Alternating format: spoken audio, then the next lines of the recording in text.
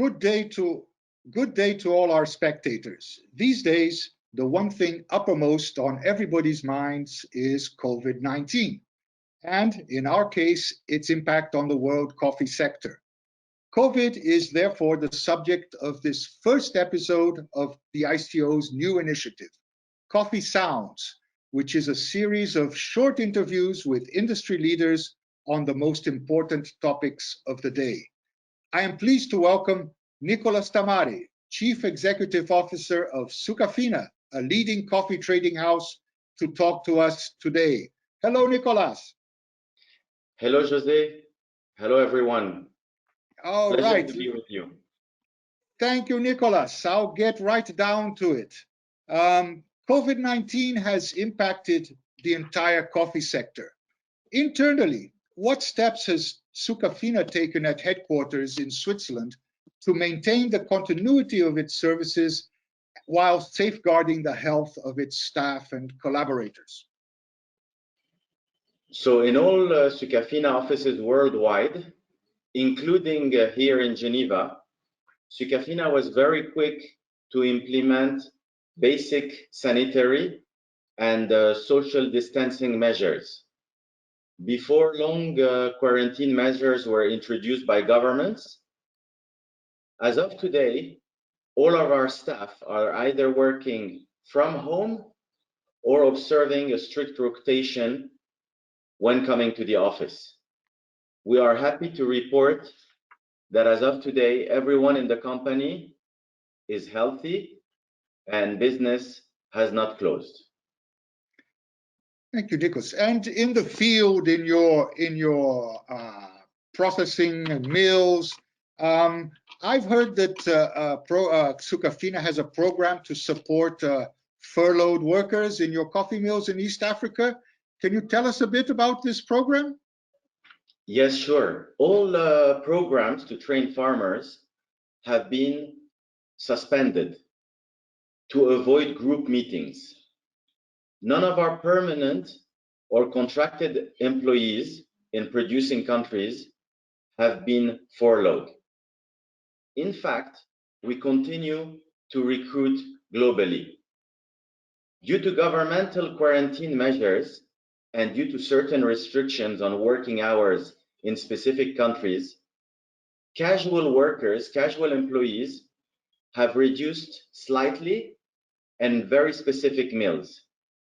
A specific group of hand pickers in Rwanda are temporarily out of work because the government has banned them from moving around in the city. However, Sucafina is supporting them and other poor urban households near our factories with a fundraising campaign. And we're doing that with the help of the Rwanda government. We've seen as well that other countries, such as in Colombia, the FNC have done very interesting manuals to keep working with growers remotely. But the good news is that all our operations are more or less working on capacity. Yes, that leads me to my next question, Nicolas. How has COVID impacted on the supply chain and logistics? As I mentioned before, we are open everywhere. Our admin teams are working from home. Our washing stations are operating well with the help of local governments.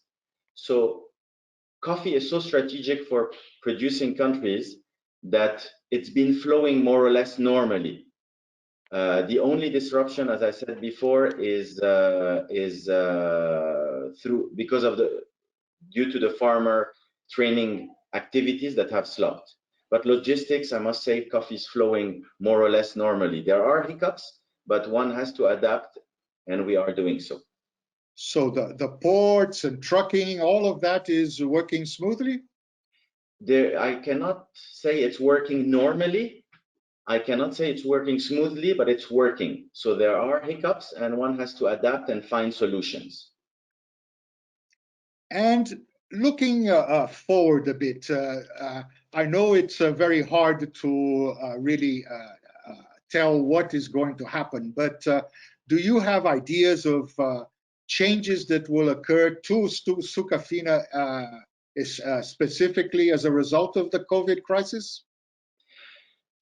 In the short term, I think we've learned, all of us, not only Sukafina, a different way of working, remote management, more reliance on electronic payment instead of cash payment, for example, with growers. It's also noticeable that many NGOs have unfortunately left East Africa as soon as the crisis started, but the private sector and the value chain operators are still there, and we're still working with coffee communities. In the future, I expect that we, the private sector, will play an even bigger role in supporting donors and NGO in implementing rural development programs. I want everyone to know that Kahawatu Foundation is ready to work in East Africa with any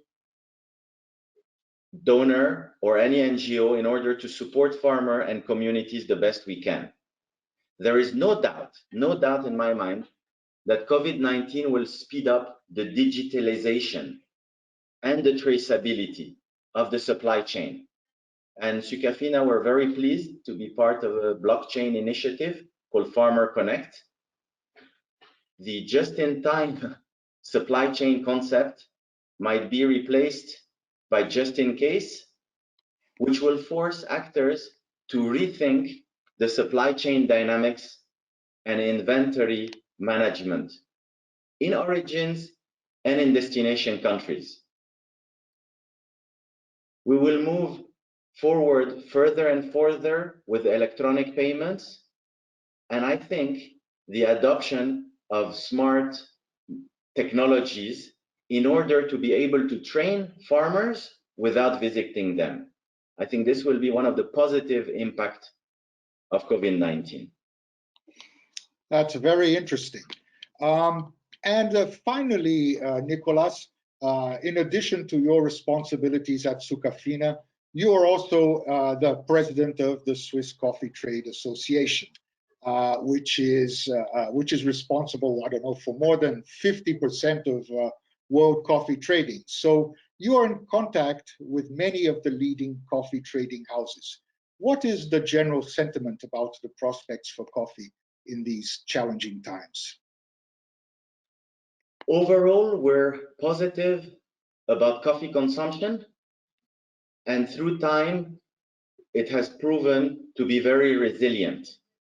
It's obvious that consumption in HoReCa being hotel, restaurant, cafeteria, is down, while retail is up. But overall, we are confident that consumption will remain.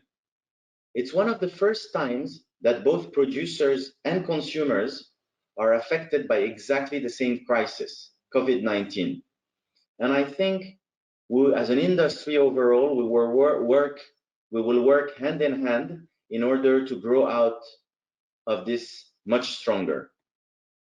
It's in such moments as we currently are living that we truly see the value added of merchants, of coffee merchants, because they are adapting, they're being flexible, and they are genuinely the bridge between producers and consumers.